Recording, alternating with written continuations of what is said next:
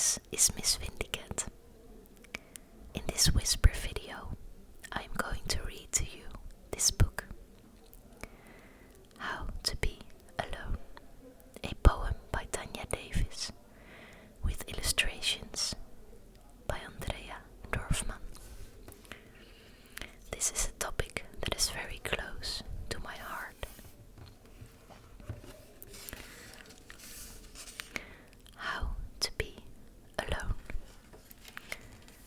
a poem by Tanya Davis.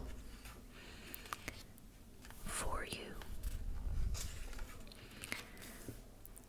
If you are at first lonely, be patient. If you've not been alone much, or if when you were, you weren't okay with it, then just wait. You'll find it's fine to be alone once you're embracing it. We could start with the acceptable places. The bathroom, the coffee shop, the library, where you can stall and read the paper, where you can get the caffeine fix and sit and stay there,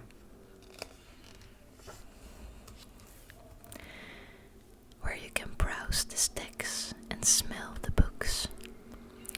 You're not supposed to talk much anyway, so it's safe there. There's also the gym. If you're shy, you can hang out with yourself in mirrors.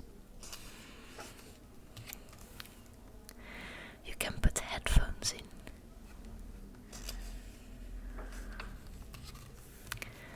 And there's public transportation, because we all gotta go places.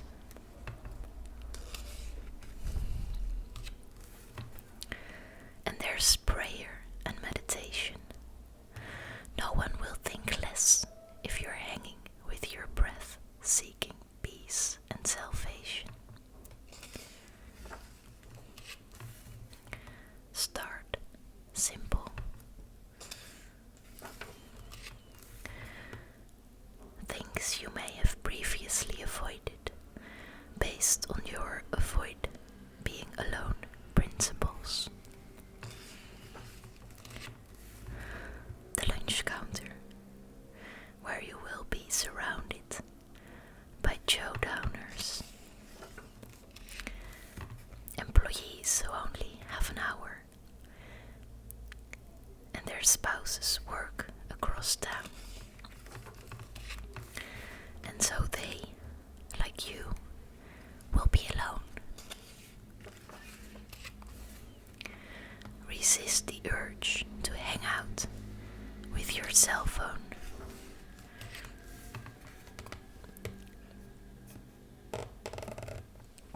When comfortable with eat lunch and run, take yourself out for dinner to a restaurant with linen and silverware. You're no less intriguing a person when you're eating solo dessert and cleaning the whipped cream from the dish with your finger. In fact, some people at full tables will wish they were where you were. Go to the movies, where it is dark and soothing. Alone in your seat, amid a fleeting community. And then take yourself out dancing to a club where no one knows you.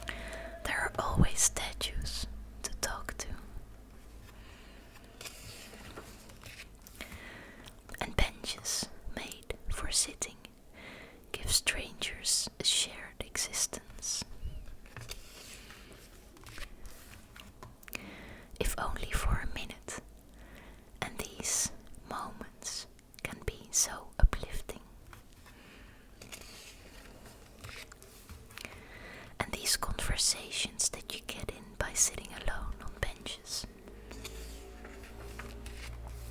might have never happened had you not been there by yourself. Society is afraid of alone though, like lonely hearts are wasting away in basements. Like people must have problems if, after a while, no one's dating them. But alone is a freedom that breathes easy and weightless. And lonely is healing if you make it.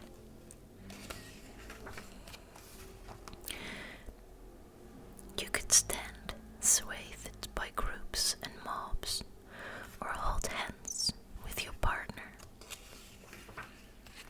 Look both further and farther in the endless quest for company.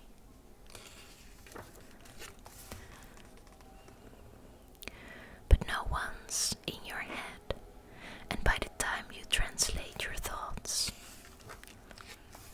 some essence of them may be lost, or perhaps it is just kept.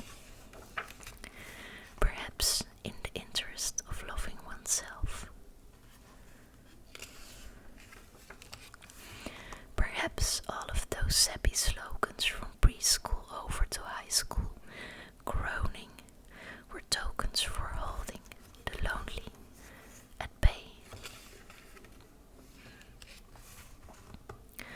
'Cause if you're happy in your head, then solitude is blessed and alone is okay. It's okay if no one believes like you. All experiences are unique. No one has the same synapses. Can't think like you, for this be relieved. Keep things interesting, life's magic, things in reach. And it doesn't mean you aren't connected, that community's not present. Just take the perspective you get from being one person alone in one head and feel the effects of it. Take silence and respect it. If you have an art that needs a practice, stop neglecting it. If your family doesn't get you, or a religious sect is not meant for you, don't obsess about it.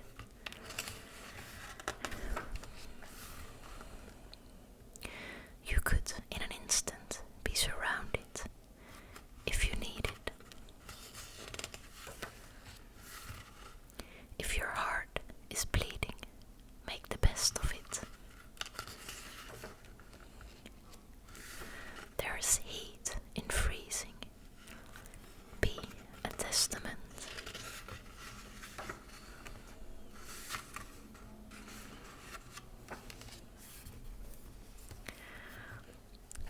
This, you guys, is the poem and the book How to Be Alone.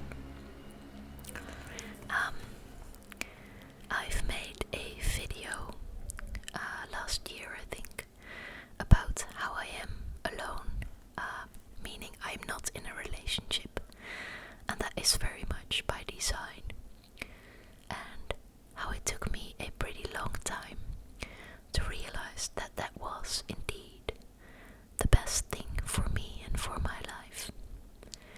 And in my quest to search for answers and to sort of realize that it was indeed okay to be alone, I found this poem, and there is also a YouTube video of this poem. I think I linked it in the video I made last year. I'll link it up here now too. And it's a beautiful video, also made by Tanya Davis. And later I found out that there was this book, so I ordered it because it just speaks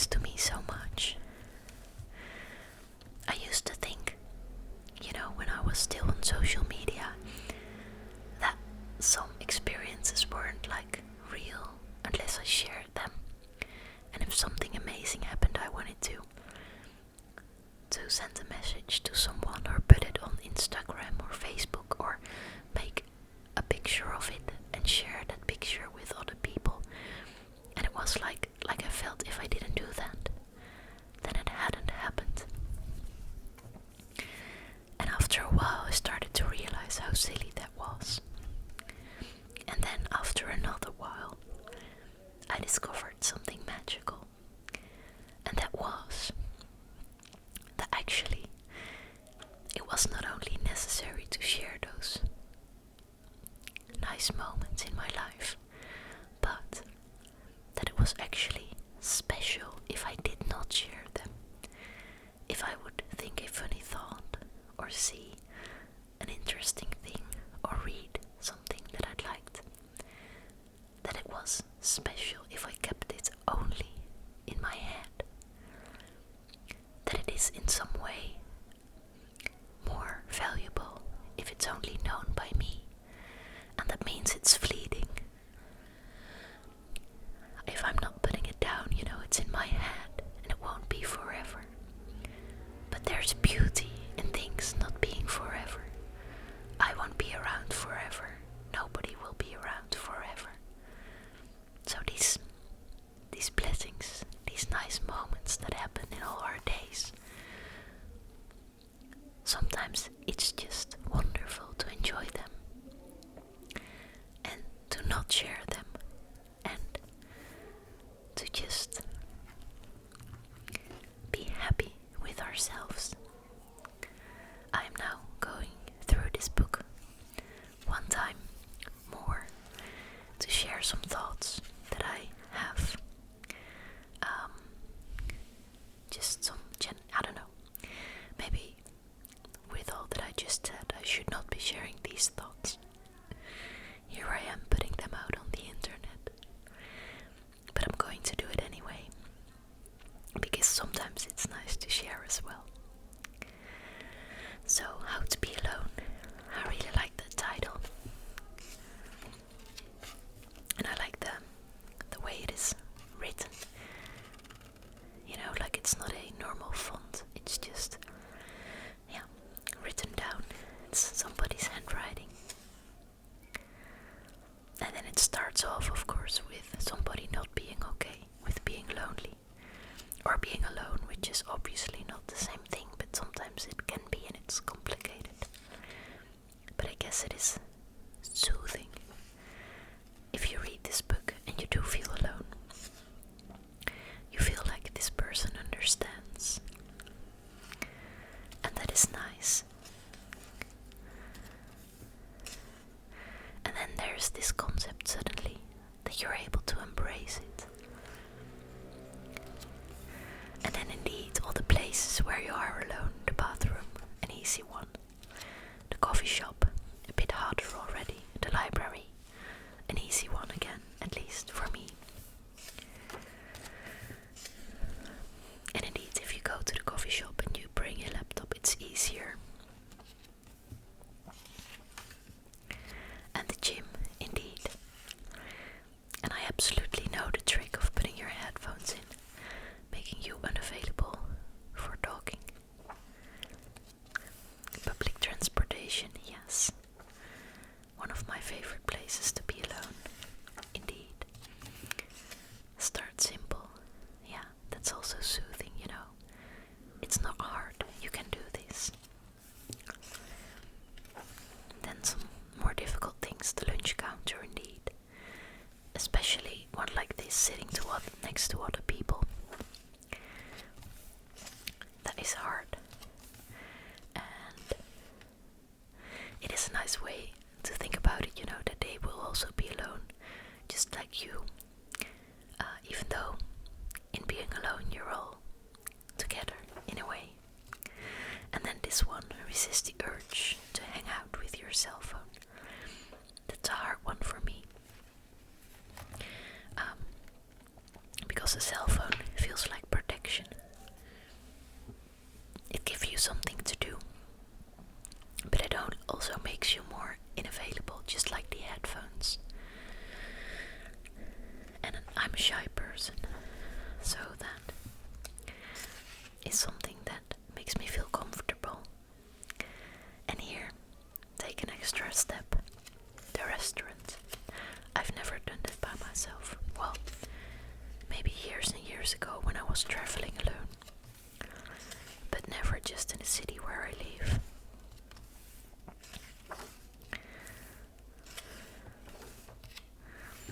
The movies. I don't think I've done that alone by myself either.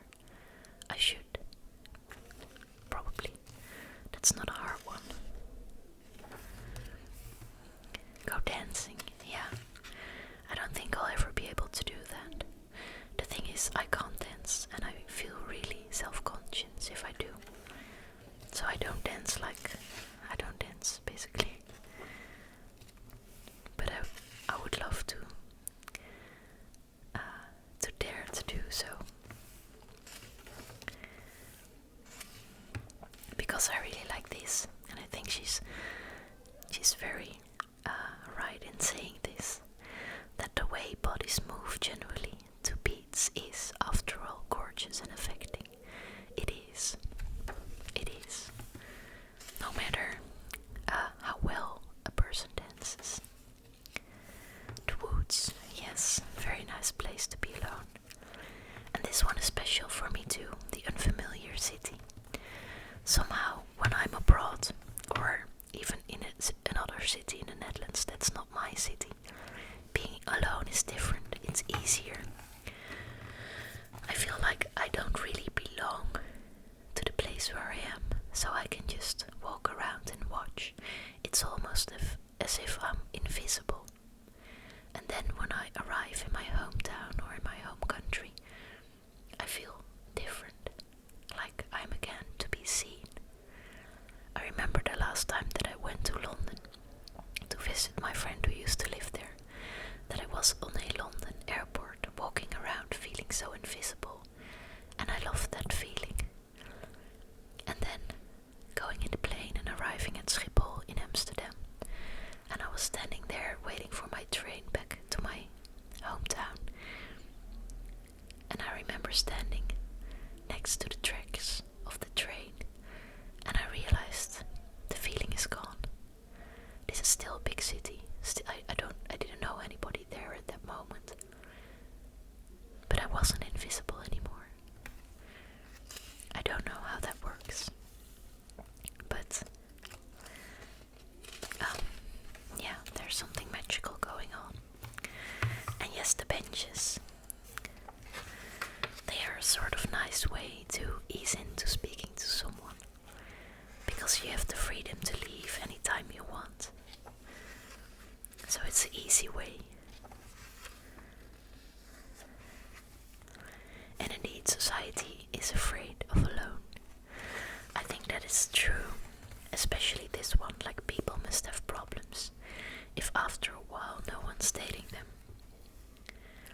And yeah, I felt this way, like people thought I was strange for being by myself and making that my choice, my preference. Like not a plan B that turned out not to be too bad, but no, a glorious plan A. It confuses people, I guess. I don't know why.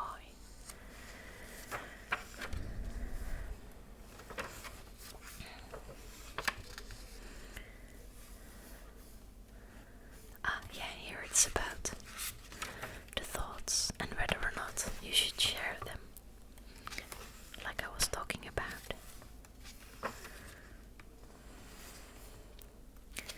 I also really like the drawings of the book,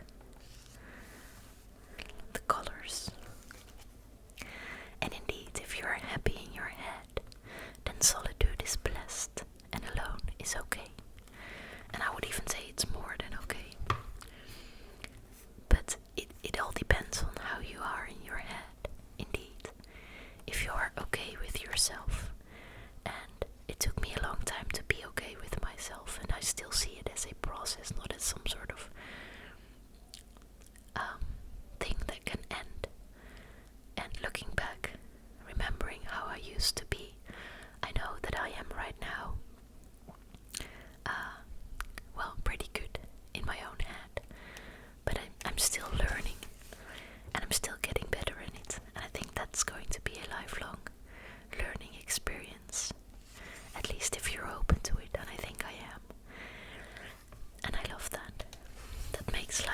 so magical and interesting, and yeah, I really like that. Yeah, life's magic. And no, it doesn't mean you aren't connected. That's also very true. I am by myself a lot, and I love that. But I also have really good friends that I love, and that I don't always want to see. And they know that, they know me very well. I'm really, really blessed with my friends. They accept me as I am. But I'm really happy with them, and I'm able to share with them and be vulnerable with them. And it took me a long time to learn as well. It's pretty hard to be vulnerable. I thought it meant weakness, but it turns out it means strength.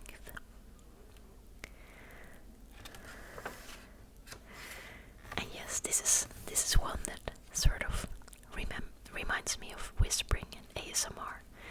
If your family doesn't get you, don't obsess about it. And I've been ashamed of this whispering thing for a long time. And looking back, I feel silly about it, but I didn't dare to show my face on this YouTube channel for years. And I didn't want to tell people that I like this whispering thing.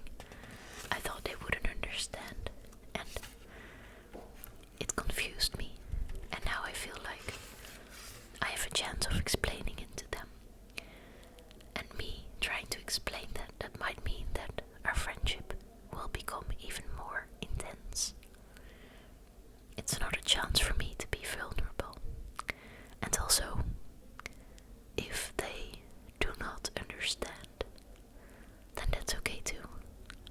Because I like it, and that's enough. So this book, I don't know, it makes me happy. And it also has the power to make me happy, or at least make me feel better when I am sad. And I think that is very, very difficult to do. So this Tanya Davis and Andrea Dorfman really did a good job. So that's it, you guys. I hope you enjoyed this video and the poem. If you did, please give this video a like or subscribe to